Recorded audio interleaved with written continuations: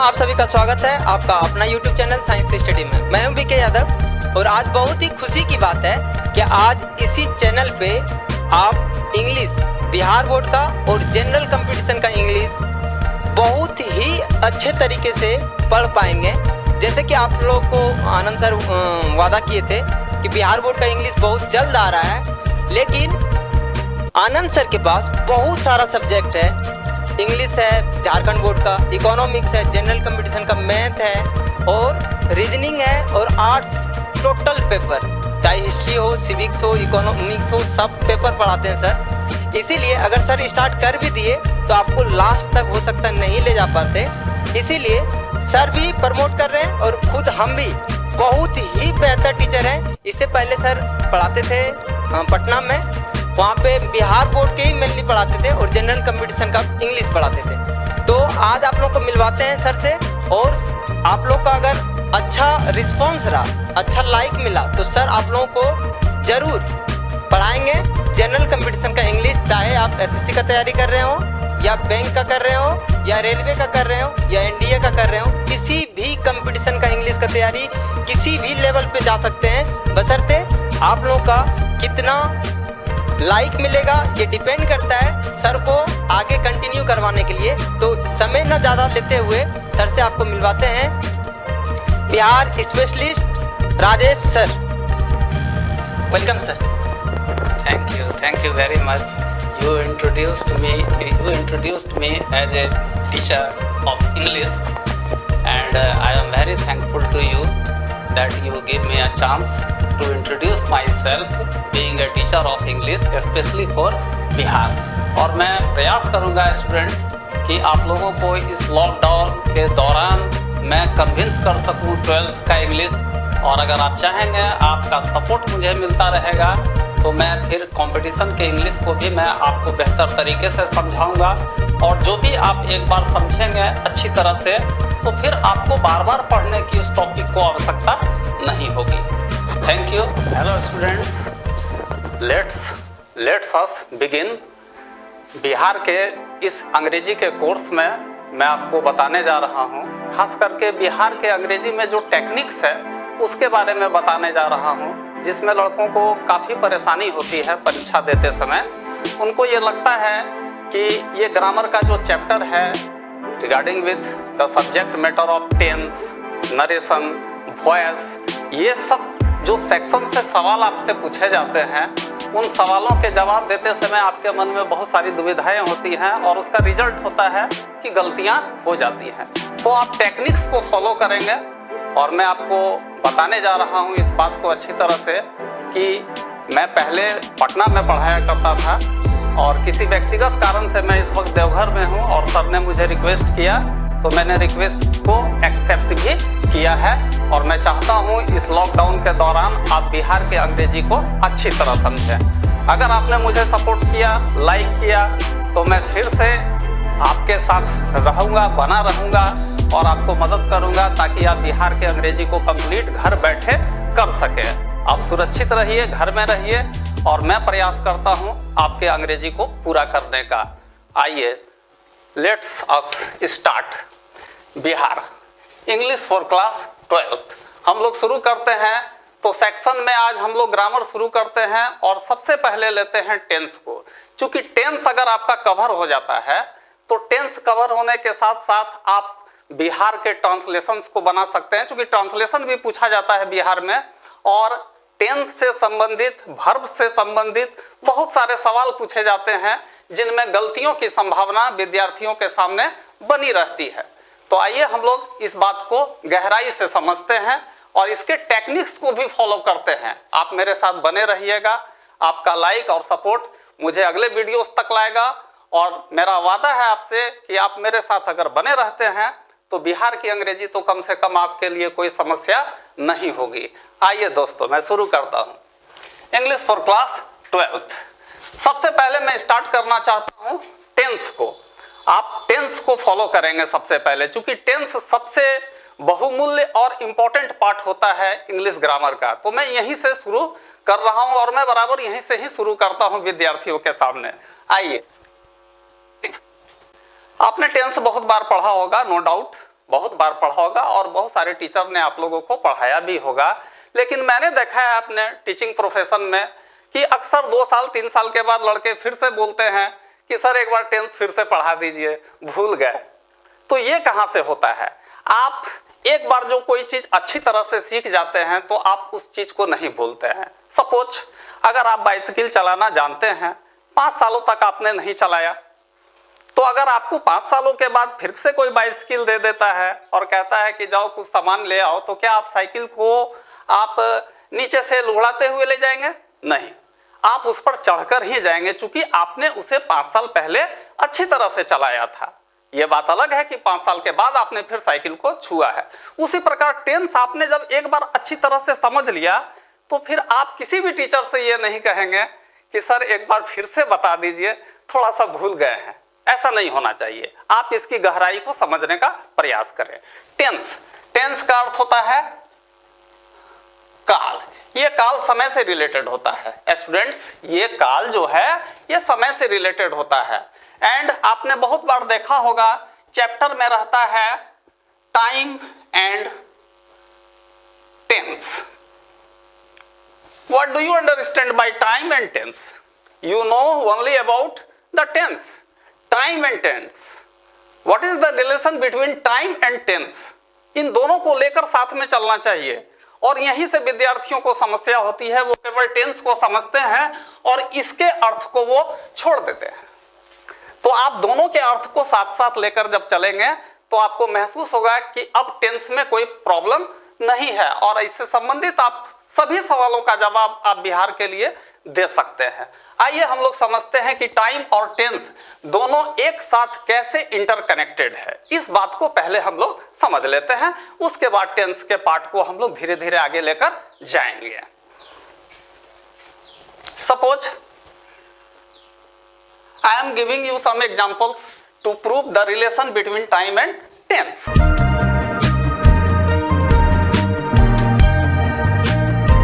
पहला एग्जाम्पल, दूसरा example, 1-2 example हम लोग ले लेते हैं, उसके बाद इसके रिलेशन को हम लोग अच्छी तरह से समझ जाएंगे, इसके टेक्निक्स को समझ जाएंगे और जो इससे संबंधित प्रश्न पूछे जाते हैं उसका उत्तर हम बेहतर ढंग से दे सकते हैं without any confusion, without any hesitation.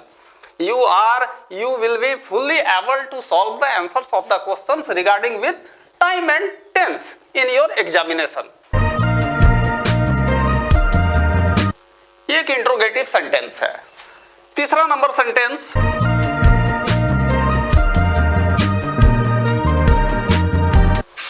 और चौथा एक एग्जाम्पल है। आइए अब इन्हीं 4 एग्जाम्पल्स के सहायता से हम लोग इस बात को समझेंगे कि टाइम और टेंस के बीच में कैसे रिलेशन है और कितना गहरा रिलेशन है। The battle of Panipat begins now. आप देख रहे हैं कि हमारा यहां पर वर्ब जो है बिगिंस है, जो कि सिंपल प्रेजेंट टेंस का वर्ब है।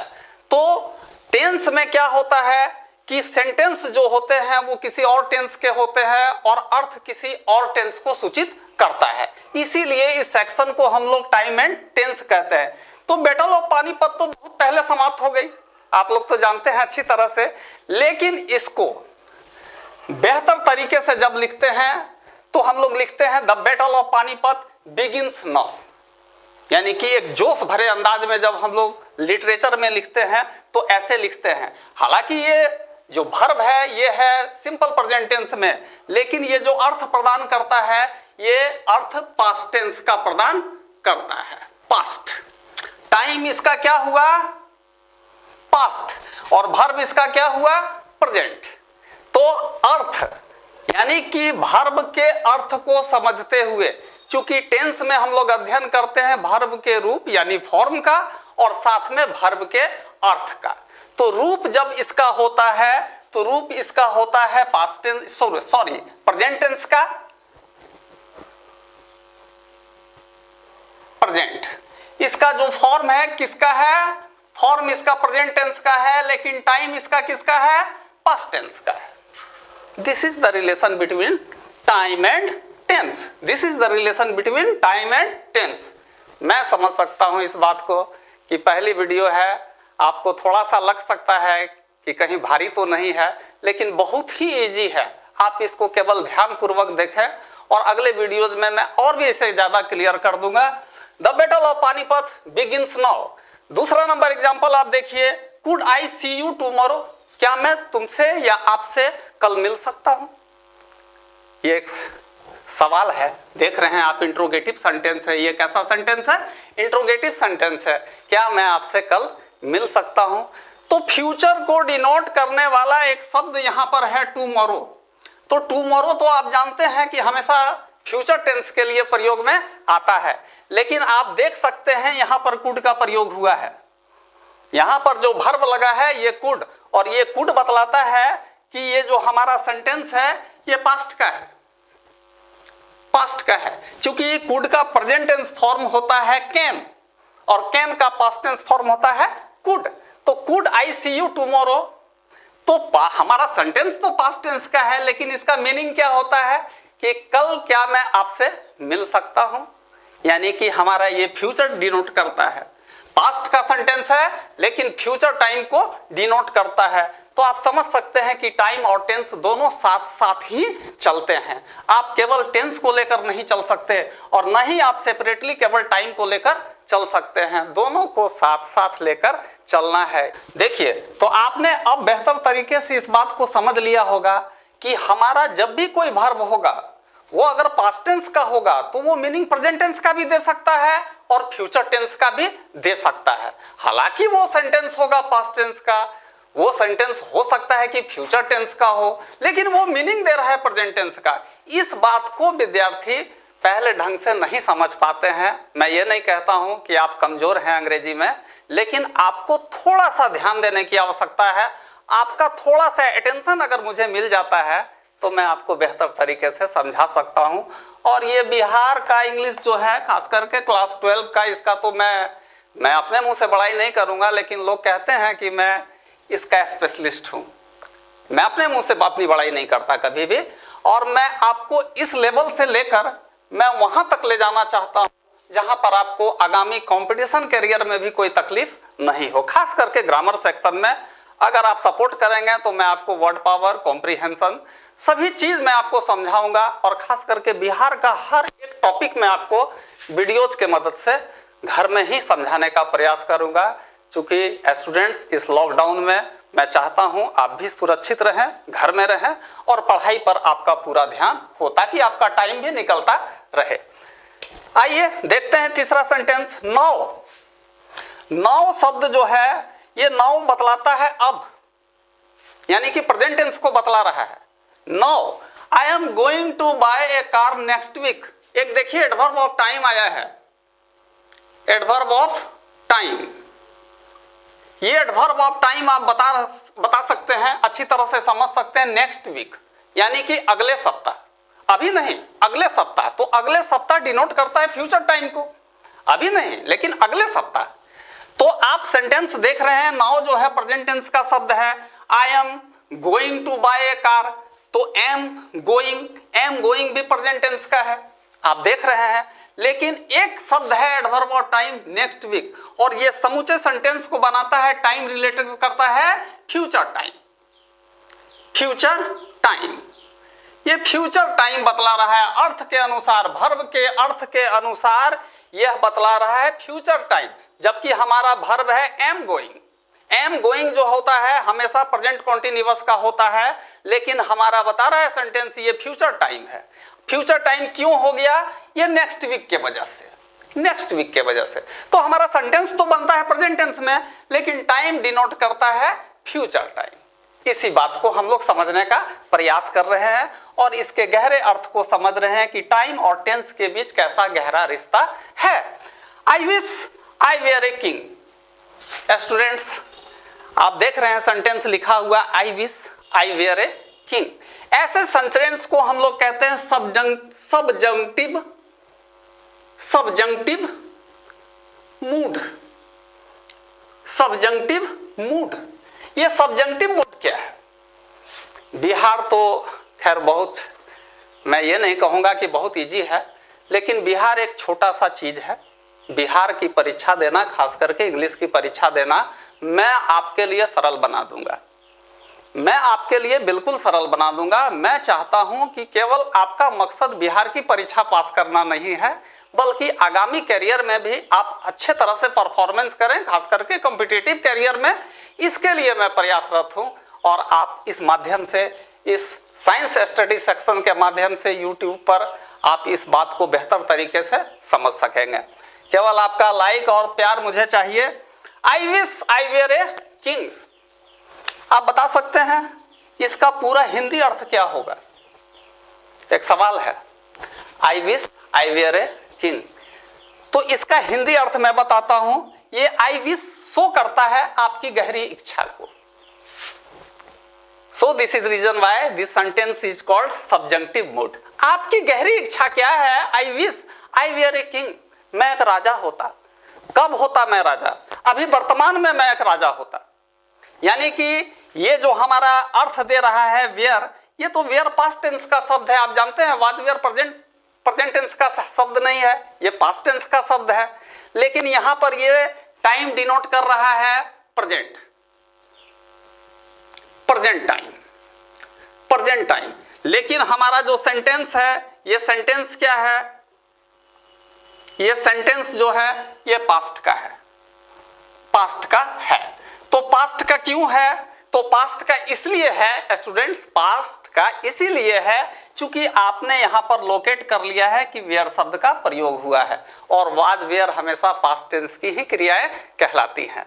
लेकिन ये अर्थ जब देता है तो अर्थ देता है ये पास्ट का नहीं बल्कि प्रेजेंट का। शब्द प्रयोग में आते हैं पास्ट का, लेकिन अर्थ देता है प्रेजेंट टाइम का। This is reason why I would like to convince you with the dint of these examples that the relation of time and tense is very close. The relation of time and tense is very close. We can't see time and tense separately. हम लोग इसको साथ लेकर ही चल सकते हैं। यही tense की गहराई है और आप इस गहराई को जब तक नहीं समझेंगे, टेंस आपको बार बार पढ़ने की आवश्यकता होगी। आइए अब मैं उन टेक्निक्स की चर्चा करता हूं जिसके सहारे आप सवालों का जवाब परीक्षा में बेहतर ढंग से दे पाए। ठीक है स्टूडेंट्स, टाइम को वेस्ट ना करते हुए हम लोग आते हैं पॉइंट पर और समझते हैं टेंस को। आप अच्छी तरह से जानते हैं टेंस को फॉर्म के आधार पर। According to the form of tense we divided the tense into 3 groups. 3 groups यानी पहला प्रेजेंट टेंस, दूसरा पास्ट टेंस और तीसरा जो हमारा है वो फ्यूचर टेंस है। फ्यूचर टेंस ये फॉर्म के आधार पर है। विद्यार्थियों इस बात को समझिएगा कि ये फॉर्म के आधार पर केवल हम लोग इसको 3 ब्रांच में बांटते हैं, present tense, past tense, future tense. जैसा कि नाम से ही विदित होता है, प्रेजेंट टेंस यानी वर्तमान काल, वर्तमान में जितनी भी बातें होती हैं, जितनी भी क्रियाकलापें होती हैं, सभी को प्रेजेंट टेंस के अंदर रखा जाता है। पास्ट टेंस के अंदर जो क्रियाएं समाप्त हो गई उनको पास्ट टेंस के अंदर रखा जाता है और आने वाली क्रिया के लिए हम लोग फ्यूचर टेंस के वर्ब का प्रयोग करते हैं। अब इसके हम लोग 12 ब्रांच पर डिस्कशन करेंगे, खास करके 4, 8 और 4, 12। यानी कि प्रेजेंट टेंस के जो 4 ब्रांच हैं, पास्ट टेंस के जो 4 ब्रांच हैं और फ्यूचर टेंस के जो 4 ब्रांचेज हैं उस पर हम लोग डिस्कशन करेंगे। लेकिन सबसे पहले प्रेजेंट टेंस। हम लोग इसके पहले अच्छी तरह से समझ चुके हैं कि टाइम और टेंस का गहरा रिलेशन है। तो आइए प्रेजेंट टेंस को हम लोग समझने का प्रयास करते हैं। आइए स्टूडेंट्स, तो समझते हैं प्रेजेंट टेंस को। सबसे पहले प्रेजेंट टेंस को, प्रेजेंट टेंस के जो 4 ब्रांचेज हैं वो है, पहला प्रेजेंट इंडेफिनिट, दूसरा ब्रांच जो है इसका वो प्रेजेंट इम्परफेक्ट है, तीसरा ब्रांच है प्रेजेंट परफेक्ट और चौथा ब्रांच जो इसका होता है वो प्रेजेंट परफेक्ट कॉन्टिन्यूअस होता है। अब इसी 4 ब्रांच को हम लोग अच्छी तरह से समझेंगे और ये भी समझेंगे कि इसमें टाइम के साथ इसका क्या गहरा रिलेशन है। अभी तक आप लोगों ने केवल टेंस पढ़ा होगा, जहां तक मैं सोचता हूं केवल टेंस पढ़ा होगा और इसका टाइम से क्या गहरा रिलेशन होता है इसको आप इग्नोर करते आ रहे हैं। और यही कारण है कि बिहार में भी आपको अंग्रेजी के एग्जाम में परेशानी होती है और आगामी कॉम्पिटिटिव करियर में भी आपको परेशानी होगी ही होगी।